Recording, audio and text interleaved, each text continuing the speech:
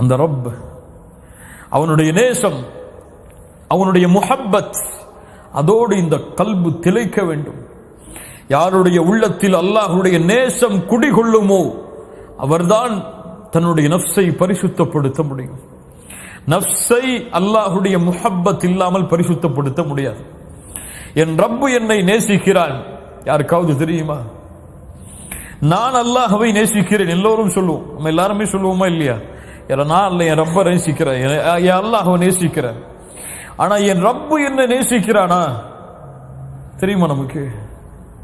என் ரப்பு என் மேல இந்த நிலையில் நான் பொருந்தி கொண்டுதான் இருக்கானா? என் மனைவிக்கு தெரியும் நான் யாருன்னு சொல்லி, என் பிள்ளைகளுக்கு தெரியும் நான் யாருன்னு சொல்லி, அல்லது என் மனைவிக்கு நான் மிக முஹப்பத்துள்ள ஒரு மனிதன், என்னுடைய பிள்ளைகளுக்கு ஒரு முஹப்பத்துள்ள ஒரு மனிதன், என் நண்பர்களுக்கு முஹப்பத்துள்ள ஒரு மனிதன், என் ரப்புக்கு நான் யாரு?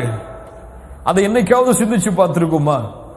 அல்லாஹ்வுடைய முஹப்பத்தை அடைந்து விட்டால் போதும், உலகத்தில் எல்லாம் வெற்றிதான், மறுமையிலும் எல்லாம் வெற்றிதான். யாரை அல்லாஹ் நேசிக்கிறானோ அவர்களை அல்லாஹ் நரகத்திலே வீச மாட்டான். யாரை அல்லாஹ் நேசிக்கிறானோ அவர்களை அல்லாஹ் நரகத்திலே வீச மாட்டான். அல்லாஹ்வுடைய தூதர் ஸல்லல்லாஹு அலைஹி வஸல்லம் சொன்னார்கள், ஒரு அடியானை அல்லாஹ் நேசித்து விட்டால், ஒரு அடியானை அல்லாஹ் நேசித்து விட்டால் நாதா ஜிப்ரீல், ஜிப்ரீலை அழைப்பான். யா ஜிப்ரீல், இன்னல்லாஹ் யுஹிப்பு ஃபுலானன். அல்லாஹு அக்பர். ஜிப்ரீல், இந்த பெயர் கொண்ட அடியானை நான் நேசிக்கிறேன். சுப்ஹானல்லாஹ். அல்லாஹ் உங்களை நேசித்தால், அல்லாஹ் என்னை நேசித்தால் ஜிப்ரீலுக்கு அறிமுகப்படுத்துவான், இந்த மனிதனை நான் நேசிக்கிறேன் ஜிப்ரீல், நீங்கள் நேசியுங்கள். ஜிப்ரீல் அழைப்பார் வானத்தில் உள்ளவர்களை, யா அஹ்லஸ் ஸமா, வானத்தில் உள்ளவர்களில் இந்த அடியானை அல்லாஹ் நேசிக்கிறான், நானும் நேசிக்கிறேன், நீங்களும் நேசியுங்கள். வானத்தில் உள்ள எல்லா மலக்குகளும் அவனை நேசிப்பார்கள். அதற்கு பிறகு அந்த கட்டளை பூமியில் உள்ளவர்களுக்கு கொடுக்கப்படும். பூமியில் உள்ள எல்லோரும் அந்த முஃமினை நேசிப்பார்கள். ஒரு முஃமினை முனாஃபிக்கை தவிர யாரும் வெறுக்க மாட்டான். ஒரு முஃமினை முனாஃபிக்கை தவிர யாரும் வெறுக்க மாட்டான். ஒரு முஃமினை தான் முஃமின் என்று நினைத்துக் கொண்டிருப்பவன் வெறுத்தால் அவன் முஃமின் கிடையாது. சுப்ஹானல்லாஹ். ஒரு முஃமினை தானும் முஃமின் என்று நினைத்துக் கொண்டிருப்பவன் வெறுத்தால் அவன் முஃமின் கிடையாது. ஏன்? முஃமின்களை உலகமெல்லாம் நேசிக்கும். அந்த நஃப்ஸை சுமப்பவர்களை உலகம் எல்லாம் நேசிக்கும். அந்த நேசத்திற்கு மாறு செய்பவன் முனாஃபிக். அல்லாஹ் நல்ல எண்ணங்களை நமக்கு தருவானாக. கண்ணியத்துக்குரியவர்களே, அல்லாஹ் ரப்புல் ஆலமீன் அவனுடைய நேசம், அவன் என் மீது வைத்திருக்கக்கூடிய நேசம், அவன் என் மீது வைத்திருக்கக்கூடிய பாசம், அதை அளக்க முடியுமா? அதை வார்த்தைகளால் சொல்ல முடியுமா? அல்லாஹ் குர்ஆனிலே யா இபாதி என்று அழைக்கிறான். முஃமின்களை என்ன அழைக்கிறான்? யா இபாதி. யாரை மட்டும் அழைக்கவில்லை, யாரை மட்டும் அழைக்கவில்லை, நஃப்சுல் முத்துமையின்னாவை அடைந்தவர்களை மட்டும் அல்லாஹ் அழைக்கவில்லை, நஃப்சுல் லவ்வாமாவை அடைந்தவர்களை மட்டும் அழைக்கவில்லை. அந்த ரப்புடைய நேசம் பரவியது, நஃப்சுல் அம்மாராவையும் கொண்டவர்களையும் அல்லாஹ் அழைக்கிறான். யா இபாதி. சுப்ஹானல்லாஹ். قل يا عبادي الذين أسرفوا على أنفسهم. தங்கள் நஃப்ஸுக்கு அநீதம் இழைத்த என் அடியார்களே. சுப்ஹானல்லாஹ். வரம்பு மீறி பாவம் செய்து நஃப்ஸுக்கு அநீதம் இழைத்த என் அடியார்களே. யா இபாதி, யா இபாதி. என்ன செய்ய வருகிறீர்கள்? என்ன சொல்ல வருகிறான் அல்லாஹ்? அநீதம் இழைத்து விட்டீர்கள், தண்டனையை கொடுப்பேன் என்று சொன்னானா? அநீதம் இழைத்து விட்டீர்கள், நரகத்தை அஞ்சிக் கொள்ளுங்கள் என்று சொன்னானா? என்ன சொன்னான்? என்ன சொன்னான்? லா தகுனது மிர் ரஹ்மத்தில்லாஹ். அந்த ரஹ்மானுடைய ரஹ்மத்தில் நம்பிக்கை இழந்து விடாதே. சுப்ஹானல்லாஹ். யா இபாதி லா தகுனது மிர் ரஹ்மத்தில்லாஹ். நீ எவ்வளவு பாவம் செய்தாலும் சரி, எவ்வளவு குற்றம் செய்தாலும் சரி, ஜினா செய்தாயா பரவாயில்லை, கொலை செய்தாயா பரவாயில்லை, லா தகுனது மிர் ரஹ்மத்தில்லாஹ். உனக்கு தொண்டை குழியை அடைக்கும் வரை தவணை இருக்கிறது. ஏன்? அல்லாஹ்வுக்கு இணை வைத்து விட்டாயா? அல்லாஹ்வையே மறுத்து விட்டாயா, அல்லாஹ்வை எதிர்த்து விட்டாயா, பரவாயில்லை, மரணத்திற்கு முன்னால் திரும்ப வேண்டுமா? லா தக்னது மின் ரஹ்மத்தில்லாஹ், அல்லாஹ்வுடைய அருளில் நம்பிக்கை இழக்காதே. ஏன்? இன்னல்லாஹ யக்ஃபிரு ذுனூப ஜமீஆ, இன்னல்லாஹ யக்ஃபிரு ذுனூப ஜமீஆ, எல்லா பாவங்களையும் அல்லாஹ் மன்னிக்க காத்துக் கொண்டிருக்கிறான். அல்லாஹ்வுடைய தூதர் ஸல்லல்லாஹு அலைஹி வஸல்லம் சொன்னார்கள், அல்லாஹ் பகலிலே கரத்தை விரித்து வைத்திருக்கிறான், இரவிலே பாவம் செய்தவர்களை மன்னிப்பதற்காக. அல்லாஹ் இரவிலே கரத்தை விரித்து வைத்திருக்கிறான், பகலிலே பாவம் செய்பவர்களை மன்னிப்பதற்காக. அல்லாஹ்விடத்திலே மலக்கு கேட்பார், யா அல்லாஹ், இந்த அடியான் இந்த பாவத்தை செய்கிறான், எழுதவா? இல்லை, அவகாசம் கொடு, அவன் தௌபா செய்யும் வரை. அவன் அந்த பாவம் எழுதப்படுவதற்கு முன்னால் தௌபா செய்து விட்டால் அந்த பாவம் எழுதப்படாது அல்லாஹ்விடத்திலே. அல்லாஹ்வுடைய கருணையை உணர்ந்துங்கள், உள்ளத்திற்கு உணர வையுங்கள் முஃமின்களே. அல்லாஹ் அவ்வளவு கருணை உடையவன், எதையும் அல்லாஹ் மன்னித்து விடுவான் அவன் நாடினால். அவன் விரும்பினால் எதையும் மன்னிப்பான். உங்களுக்கெல்லாம் தெரியும், ஒரு மனிதர் தான் மரணிக்கும் பொழுது தன் பிள்ளைகளை அழைத்து சொன்னார். என்ன சொன்னார்? என்னை எரித்து விடுங்கள், எரித்து பாதையை கடலிலே கரையுங்கள், பாதையை நிலத்திலே கரையுங்கள். அல்லாஹ் என்னை உயிர் கொடுத்து எழுப்பி விட்டால் என்னை அதிகமாக தண்டித்து விடுவான். இந்த ஹதீஸை பலர் சரியான முறையில் புரிந்தால் ஒரு உண்மையை புரிந்து கொள்ளலாம். எம்முடைய முன்னாள் அறிஞர்கள் அதை விளக்கி சொல்கிறார்கள். இவர் செய்தது என்ன தெரியுமா? அல் குஃபுர். என்ன குஃபுர்? அல்லாஹ் என்னை உயிர் கொடுத்து எழுப்புவான், எழுப்ப மாட்டான் என்று நினைப்பவன் யார்? யார் அவன்? காஃபிர். அல்லாஹ் எழுப்புவான் என்ற தன்மையில் இவன் ஜாஹிலாக இருந்தான், அறியாதவனாக இருந்தான், அல்லது அறிந்தும் அந்த நேரத்தில் அதை அவன் மறந்து விடுகிறான். அல் குஃப்ரு பில் ஜஹல். இவனை அல்லாஹ் உயிர் கொடுத்து எழுப்பினான். லிம்ம ஃபஅல்த ஹாதா யா அப்தி, என் அடியானை ஏன் இப்படி செய்தாய்? ஒரே வார்த்தை தான் சொன்னார் அவர், மகாஃபத்துக யா ரப். பயம் செய்ய வச்சிருச்சு ரப்பே, உன் பயம். நீ என்னை உயிர் கொடுத்து எழுப்பினால், என்னை தண்டித்து விட்டால் நான் செய்த பாவங்களுக்கு நிலைமை என்ன என்ற பயம். அல்லாஹ் சொன்னான், உன் எல்லா பாவத்தையும் மன்னித்து விட்டேன், சொர்க்கத்துக்கு போன்றான். சுப்ஹானல்லாஹ்.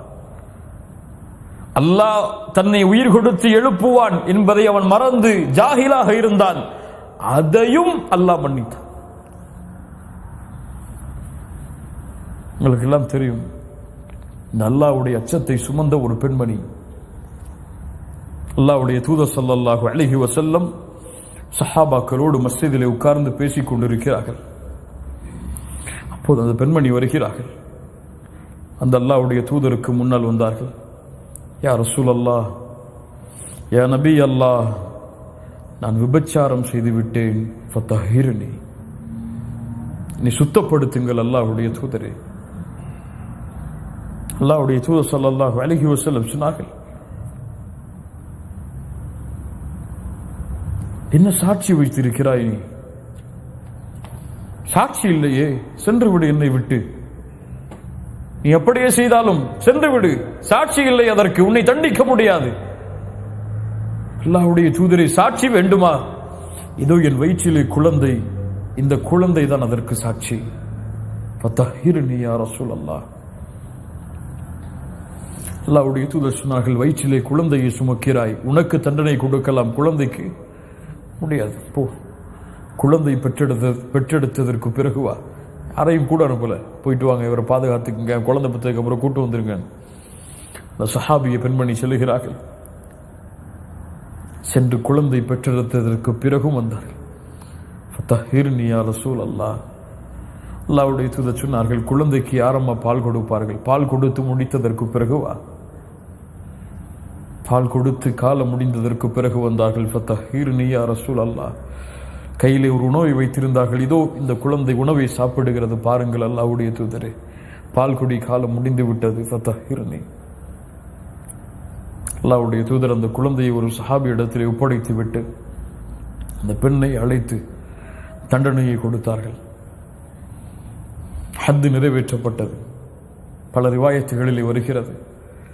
ஒரு ரிவாயத்திலே உமர் பின் கத்தாப் ரலியல்லாஹு அன்ஹு அந்த பெண்ணுக்கு அல்லாஹ்வுடைய தூதர் ஜனாசா தொழுகை நடத்த வரும் பொழுது அல்லாஹ்வுடைய தூதரிடத்திலே கேட்டார்கள், யா ரசூலல்லாஹ், யா ரசூலல்லாஹ், இந்த பெண் விபச்சாரம் செய்தால் அந்த விபச்சாரம் செய்ததற்கு பிறகும் துஸல்லி அலைஹா யா நபி அல்லாஹ் வகத் ஸனத்,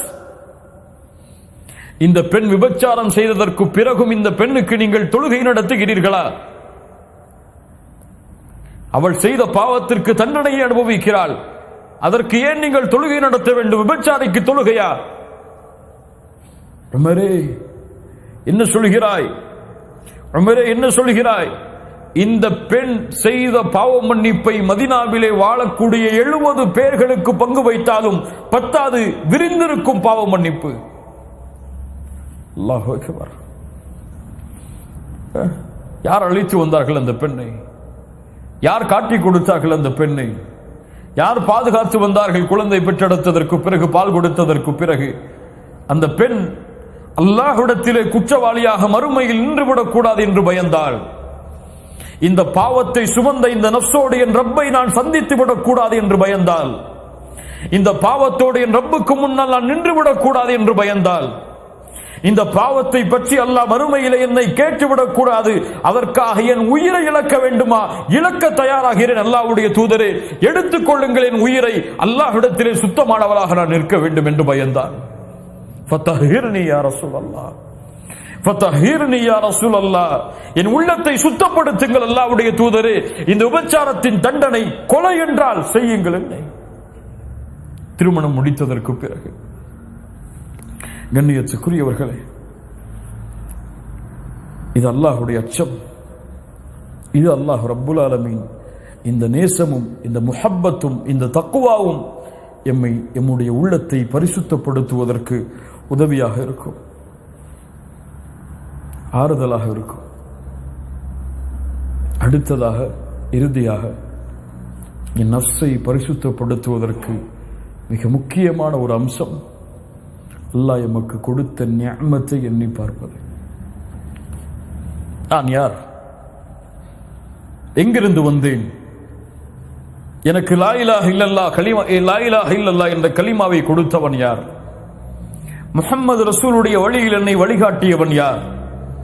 கலிமாவை சுமந்த பெற்றோர்களுக்கு பிள்ளையாக என்னை கொடுத்தவன் யார்?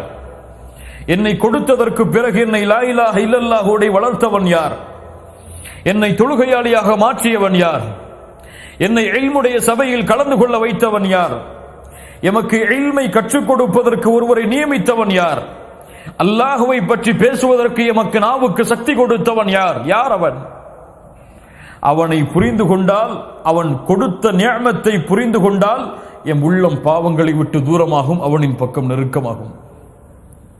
மேலே குர்ஆனிலே மிக முக்கியமான சூராவில் ஒன்று சூரத்துத் துஹா. சூரத்துத் துஹா, சூரத்துத் துஹாவை நீங்கள் தனிமையில் படித்து பார்த்தால் போதும், உங்களுடைய உள்ளம் அல்லாஹ்வின் முஹப்பத்தால் நிறைந்துவிடும். சாதாரணமாக படித்தால் எனக்கு தெரியாது, அரபி மொழியின் ஞானங்களை அறிந்து படித்தால் நிச்சயமாக உங்களுடைய கண்கள் ஒரு சொட்டு கண்ணீரையாவது அந்த சூராவுடைய முடிவில் வடிக்கும், அல்லாஹ்வின் முஹப்பத்தால். சூரத்துத் துஹா அவ்வளவு முக்கியமான சூரா.